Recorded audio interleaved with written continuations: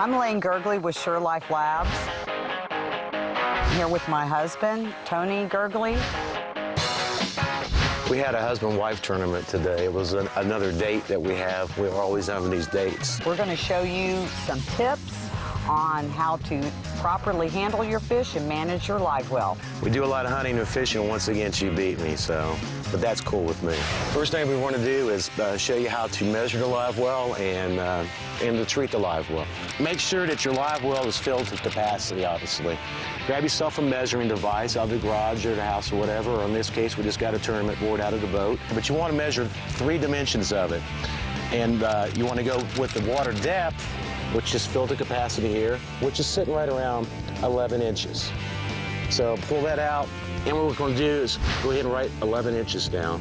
The width of it, which is coming up about right here to right there, so we're looking at 14 inches, which is the width. The length of it, which is going back all the way to the hinge back here to where the batteries are, and it's coming up to here, which is really good, by the way. This is going to increase our volume. We'll go ahead and lay this down, and we're looking right at 22 inches. Go ahead and get yourself a calculator, and you're going to want to take these dimensions and convert everything to feet. And so you'll take 11 inches divided by 12. You'll take 14 inches divided by 12, and 22 inches divided by 12. So now you've got feet, feet, and feet. So you multiply the depth, the width, and the length of it times 7.5. That's the constant. Those are 7.5 gallons per cubic feet of water. And this particular live well has actually got 15 gallons of water in it. We recommend that you get these wells going prior to even catching a fish. Get them going out there and go ahead and treat them. Now, we've got 2 particular products that we manufacture. Both of these compounds, the Please Release Me and the Catch and Release, the dosage rates are identical. It's 1 teaspoon of our product per 10 gallons of live well water. So basically, want a half a cap of this to treat this live well. Now, you're not going to harm anything if you put extra in it. Actually, we like to do that, especially during the spring and summer months, which will really help calm these fish down. The reason we have 2 products is this is your general purpose one, the all-around, the ultimate stress-releasing compound. Use this all day long. If you do get some fish during the day, it's like, say, you accidentally hook them in the gills, you gut hook them or whatever, they have some wounds on it, you're going to want to make sure you have at least 1 bottle of this in the boat. You're not going to use this all the time, but if you've got a fish that's injured by any means, whether you did it, the hook did it, you know, or whatever, you can put this in a live well with it. It's going to help those wounds, or else you can take a pinch of the Please Release Me and put it directly on that wound, and it's really going to help save your fish. During particular times of the year, you may start seeing some foam in your live well. You may have an abundance or an enormous sack of fish. Our products stimulate the slime cells of these fish. And because of that, sometimes you can get some foam production. Now, our products do have foam inhibitors built into it, but if you're one of the lucky guys out there or ladies that catches a big sack of fish and you've got a lot of slime buildup in there from those fish, which is good, by the way, you want that, but you don't want foam on the water either at the same time. Just keep a bottle of this in there and just take the cap, and all you have to do is squirt some in. It's very easy. It only takes a few drops of it, and it'll take rid of that foam. That foam needs to be taken off because it's going to inhibit your oxygen transfer in this live well. Foam on that water is like putting a plastic bag over your head. They're going to suffocate because 90% of the oxygen transfer in this water is actually occurring at the surface of this water. So just keep a bottle handy in there. If fish aren't handled properly, you can remove the slime coat that causes bacterial and fungal infections later on. You can break or dislocate their jaw. So I'm going to show you some proper basic fish handling techniques. First thing you want to do before you handle the fish is get your hands wet. That helps reduce the damage to the slime coat. First thing, when you grab your fish, be sure and support it by its tail. Never hyperextend the jaw, which is torquing it open without either supporting it on the tail or body section, or else lifting it vertical. This fish right here, the weight is not going to break the jaw because it's in a totally vertical position. You're going to hold it horizontal. Always support the belly. Never release your hand here, because this is where what happens, the jaws break or dislocate if you do not support it. The temperature of this water is very, very critical in these boats. In order for you to know the temperatures in your live well, you just need to get yourself a cheap thermometer. Now, this happens to come from my good friend Doug Hannon, because he autographed it for me. You can drop that in, or else you can get yourself a cheap one from the aquarium supply store that has a suction cup on it, or floats or whatever. Just keep it in here so that way you can easily monitor the water temperatures in this live well. Now, water temperature is really critical, because the cooler the water is, the more oxygen this water is going to hold. Now, during the cooler months, you may not have to do anything, because really your target is 65 degrees. If the lake temperature is 50 or 55, that's great. If it's above 65, let's bring the water temperature down. The reason for that is by bringing that water temperature down to 65 degrees, you're going to lower the oxygen demand on these fish tremendously. You're going to lower it down to 1/3 of what they normally would consume. Now think about that. I mean, these fish now are not going to be stressing for oxygen, because they're not going to be requiring that much oxygen. There's real simple ways of doing this. Carry some ice on board. By having ice cubes, crushed ice, not blocks, okay, because they don't melt fast enough. You want to bring this temperature down. Just go ahead and drop it in here. Now, this ice has probably got chlorine in it, by the way. And our products, both the Catch and Release and Please Release Me, instantly remove chlorine from all sources. Once you've got it down to your target temperature level, then maintain it. Have these frozen water bottles, milk jugs, wherever you can get your hands on. And a summertime tip, which is very, very useful, is to go ahead and put a teaspoon of our the Catch and Release in the water in this bottle and fill it up with water. That way it's frozen into the water itself, and go ahead and take the cap off, and then you can leach out in your live well at the same time. And something you really need to do, and remember this please, is go ahead and tear off the wrappers on these bottles. Get as much off as possible with your fingernail or whatever, and dispose of it properly in your boat so it doesn't blow overboard and litter the lake. And get it nice and clean, because this right here is going to come off with more likelihood in your live well, and this can very readily clog up your pumps. But just go ahead and drop one of those in there, or a couple of them, and check it again in about 30 minutes. That way you'll make sure that you're keeping your live well temperatures down. 3% hydrogen peroxide can be your best insurance policy on tournament day. What I have here is a cup, half cup, plastic cup that you get at the grocery store. And this live well here is approximately 15 gallons. Half cup equals 4 ounces, which is going to be perfect amount. It's in between. It's not an underdosage. It's not an overdose. It's just right. And all you do is, when you put your first fish in, go ahead and fill this up. You simply add it to the live well. This will keep dissolved oxygen levels at optimum levels all day, even without, in case your aeration goes down, your pumps fail. This will keep your fish alive, literally, with oxygen. A good rule of thumb is to check your live well every 30 minutes, if possible. If you're like me, you switch rods or switch lures that often, or you're going to get something, go ahead and flip the live well lid open, check your temperatures, make sure your fish are doing good. You see a fish at the surface or rolled over, then you know it's time to address your live well issues. It's the end of our date today, our husband and wife tournament, and now we're ready to wrap things up and go ahead and bag our fish up. Now, I've taken our weighing bag and filled it up with live well water, because this live well water has been treated, and it's also got the right temperature. Or else you can go ahead where your pump out is on your live well and just hold the bag overboard. It's a real simple way of doing it too. Please don't get it off the back of the transom of the boat in these coves. You've got oil mixtures and things of that nature, and the temperature of the water is nowhere near what you probably hopefully got your live well temperatures at. So I think we can go ahead and get these fish out, because obviously I lost again, and the winner always gets to release the fish. And it's a pretty good sack of fish. So her trophy is to release them. See how these fish swam off? This is why Sure-Life products have been endorsed by millions of surviving game fish for over 25 years.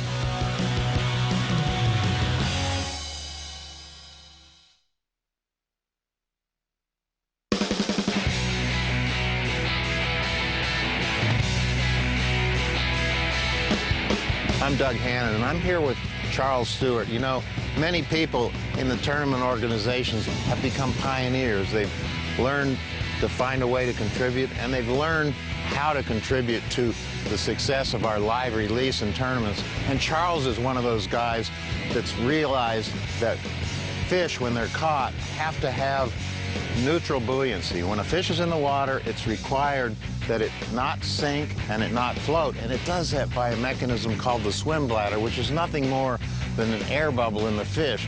But everyone that's gone down to the bottom of the swimming pool knows that they feel that squeeze on their ears. And as you get deep, the bladder is squeezed and shrinks, and it's less buoyant. When you bring fish up from deep water, they act like this fish here, where they can't get down. And in many cases, that inability to get down can kill the fish. So what Charles is here to do is show us how to remedy this situation. Right now, what you're seeing is one fish that's normal. He's level and he's buoyant, and he doesn't have to have any effort to stay where he is. This fish just behind him actually has to have his tail up in the air and be swimming, trying to reach the bottom. And guess what? The one on the top has completely lost it. Charles, let's show everyone how we can fix this problem that these fish have and make them all like this one that's healthy and happy. Okay, sir. The best way that I found to do it, helping these tournaments out, is to get a hold of the fish, try and cup it in your hand, lay this fin flat, just let it lay out like it normally does, flat.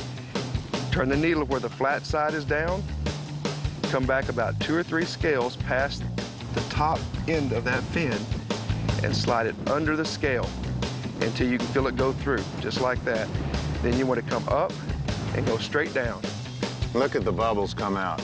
See the bladder letting that extra air go, and that's all extra air. And the best way to do it is to hold this needle and put your hand on the fish like this, and when you feel him starting to let the pressure off, you take the needle out.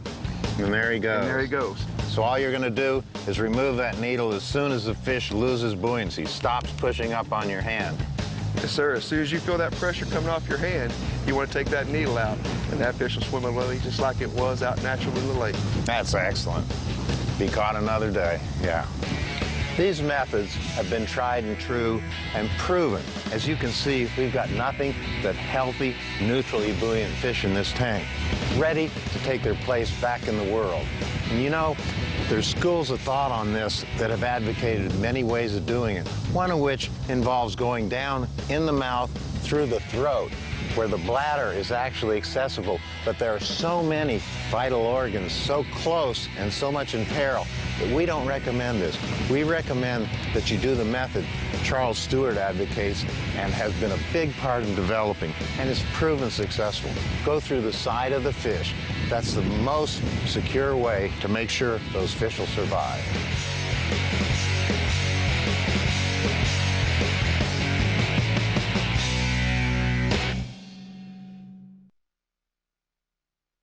You know, many of the solutions to everyday problems come from everyday life.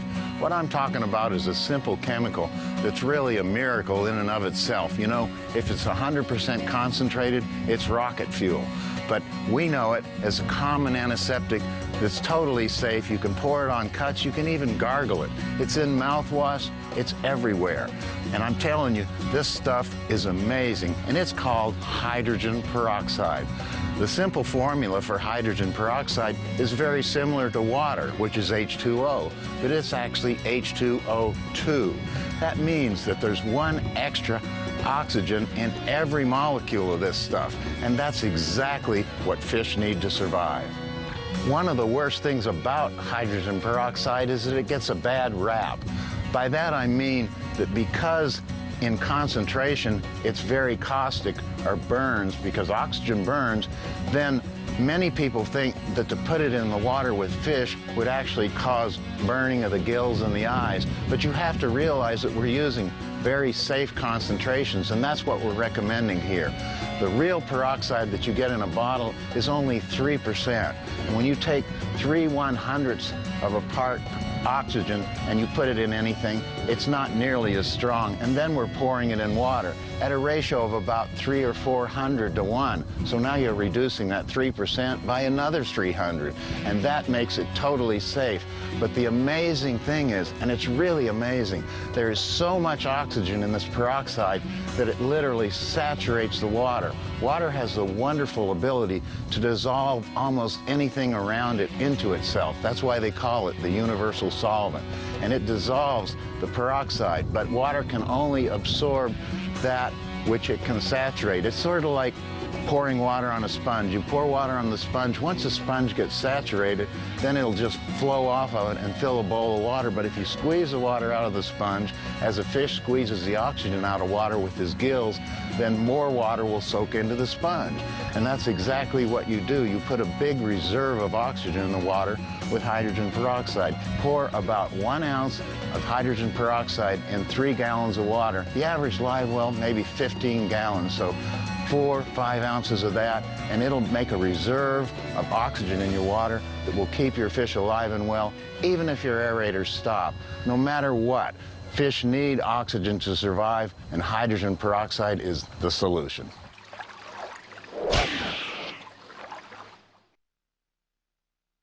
As many people in the United States start their own businesses, mine was started with a passion and encouragement from my family and friends at the time also. So I started Sure-Life Labs in 1991, and I started out with basically 6 products. And my company goals, and they still are to this day, was to research and manufacture the broadest and most superior product line for the entire sport fishing industry. My wife and I both hunt and we both fish. We spent many, many days of our lives on dates, hunting and fishing, observing wildlife. And when you put fish into live wells, to me a live well on a bass boat is basically an aquarium on that boat. And when you put them in there, they're going to get stressed. I mean, it's the same thing with tropical fish when you're shipping tropical fish, because 90% of the tropical fish raised in the United States are farmed in Florida. So they're shipped in plastic bags and styrofoam crates all over the United States by way of airliners. In order for them to get them to wholesalers, they've got to be sedated, and they do use tranquilizers on tropical fish. Well, we did the same thing with the bass. We calmed them down. One of the key features of our product back then, which is still today, was to calm them down so that they don't beat themselves up in the live wells trying to escape, harm themselves, fin other fish, and basically stress themselves to death. I went to the University of Florida to study to become a human doctor, but that didn't work out, which thank God it did not. Obviously God was looking out for me, because my passion was really with fish. So when I got out of college from the University of Florida, I got hired by a company called Jungle Laboratories. One of the first assignments they did was send me to Odessa, Florida, to Lake Keystone to meet a man named Doug Hannon. And I had read about Doug since I was a kid, so he was a big idol of mine. And when I went down and met Doug, it was a dream come true for me, and that's where the first catch and release formulation came from. We make products for shad, blueback herring. We have all these rectifying formulations in case problems arise with fungus, bacteria. If there's foam on the water, that can be a problem. We manufacture different types of fish feeds. We have pure calming agents that people can use in shipping fish. See, our products are used all the way in the bait industry from the time a fish is raised at a bait farm. And like I mentioned earlier, tropical fish mostly are raised in Florida. Well, most of the bait fish that you purchase in the United States are raised around Arkansas, some in Mississippi, those type of states.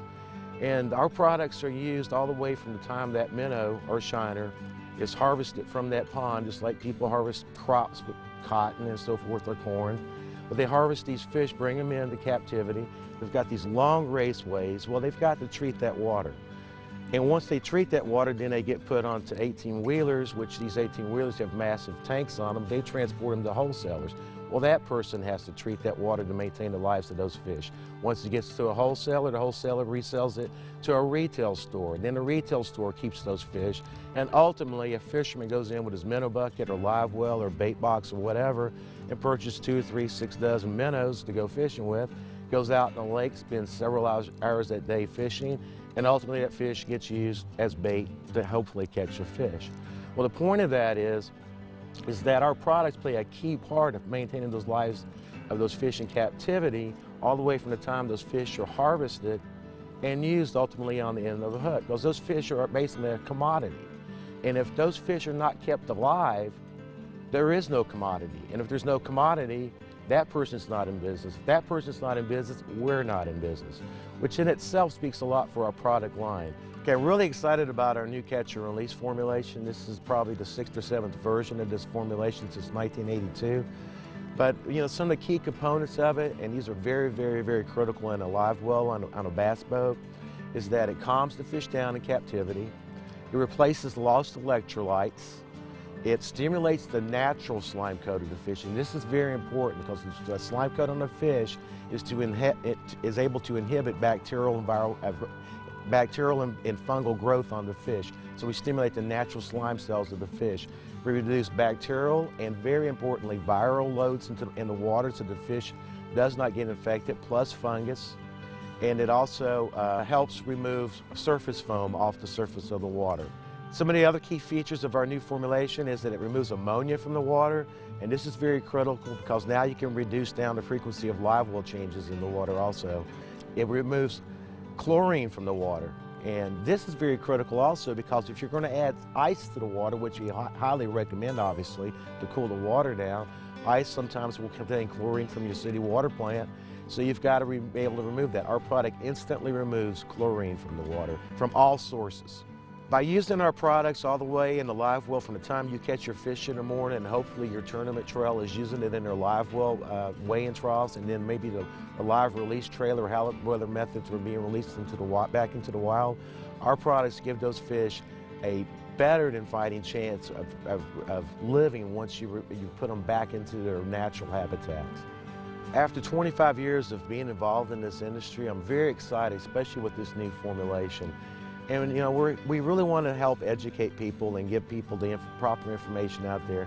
Doug and I and Lane, my wife Lane, have done so much research over the last 25 years, and we've got so many scientific studies proving that if some of the information that we can share with you is adopted into the weigh-in system and into the live wells of the boats, that we can really help reduce the losses out there, increase the survival rate of all these fish entirely across the United States at all these tournament organizations.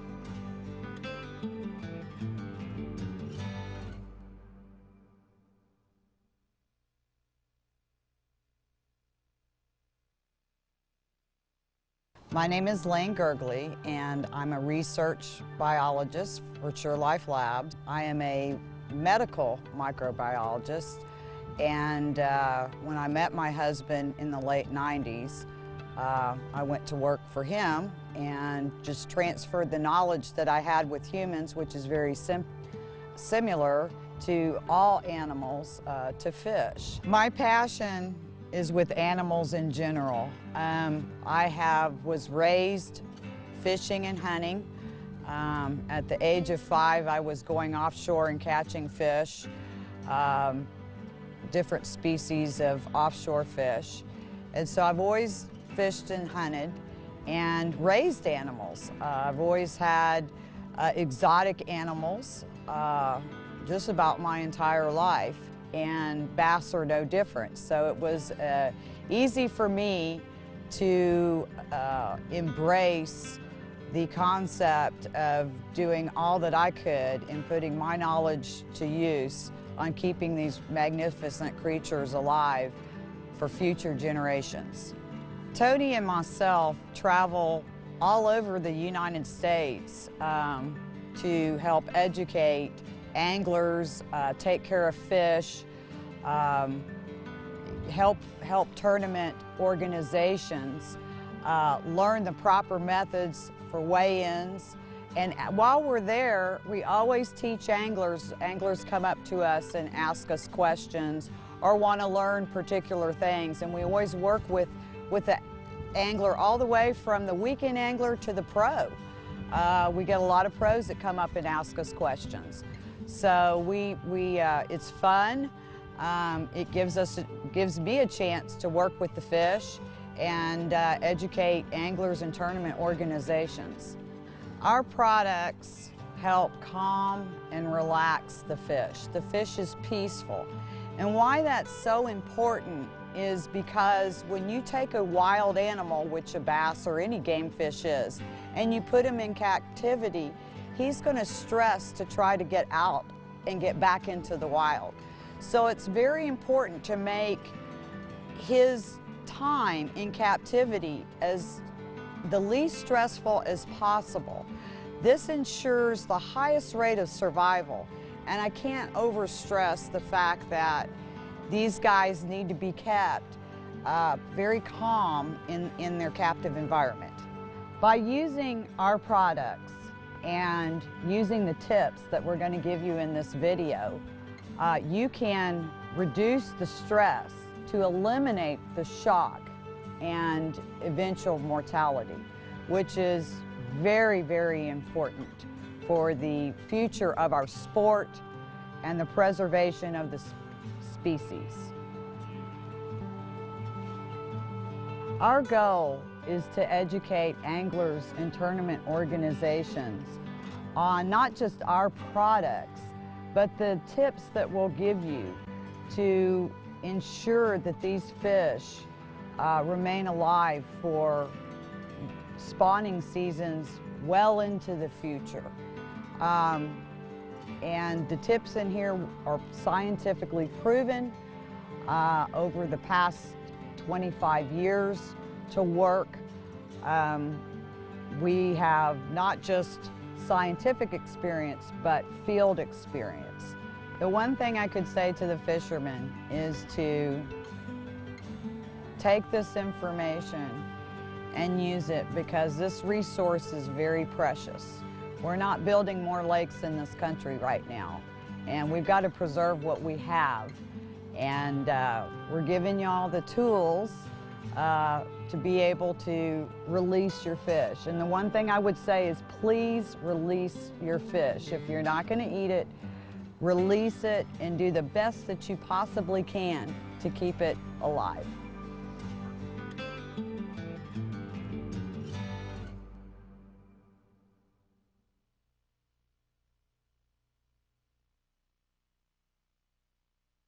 Hi, I'm Doug Hannon. You might know me as the Bass Professor. But back when I started, I was just a fisherman like everybody else, and I went off in pursuit of big fish. And in order to do that successfully, I had to study the fish. And I also maintained fish alive for reasons of study. What I found over the years is that I became sort of a rare commodity, and I got tapped to consult for zoos and other display places in order to keep fish alive and maintain fish for public display. This led me to learning all about the chemical treatments necessary to keep these big fish alive. Along the way, tournament fishing began and then exploded into a national phenomenon. Whenever anything gets that high profile, it of course draws critics. And the critics were about whether or not these fish were dying, whether or not the tournaments were overexploiting fish. So I became involved in actually helping to keep these fish alive and developing the weigh-in procedures, cooling, chilling tanks, and actually making chemical formulas that would ensure that these fish could be released alive and disease and fungus-free to fish for again. Along the way, I came in contact with many people, but one of the most fruitful relationships was with Lane Gergely, who was a microbiologist at the time for a large aquarium chemical company. Tony and I got together, and with Tony's expertise and my knowledge of what needed to be done, we came up with some formulas that were just absolutely dynamite for keeping fish alive. They work by tranquilizing the fish for one, because fish under stress need tranquilizing. They don't need to be hyped up. So we tranquilize the fish, we put blood electrolytes in the water, you know, the same type of things that you need when you work out in the sun. You need to get your salts up. So we balance the electrolytes of the fish, calm them down, and we also give them the things they need for long term. Harmless but effective antibiotics and fungicides that actually work into the tissues and the skin of the fish are very short term, but give them that transition from captivity back into the water and back to a healthy lifestyle for you to catch them again. What these products do for the future of our fishing is really essential if you're going to consider the impact that people have down the road with more and more people, more and more interest, and more commercialization of our sport. And what really needs to happen is that the fish that we catch need to survive. You know, I tell people, you don't eat your golf balls, okay? And you don't kill your bass. Bass is a sport fish and it's too valuable to be caught only once.